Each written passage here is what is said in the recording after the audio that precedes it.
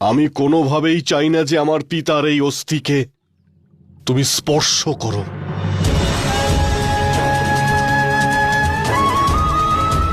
তোমার কাছে প্রার্থনা করছি ভরত, এই বিধির কাজে আমায় বঞ্চিত করো না।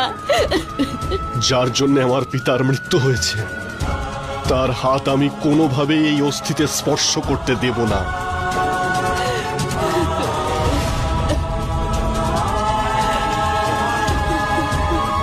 আজ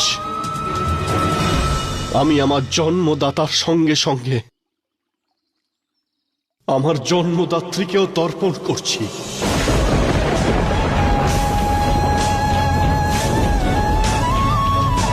ভরত, ভরত, আমার কথাটা শোনো। আমি চাই না যে আপনি এখন আমায় বিরক্ত করুন। আমার পিতার শেষকৃত্য আমায় সম্পন্ন করতে দিন।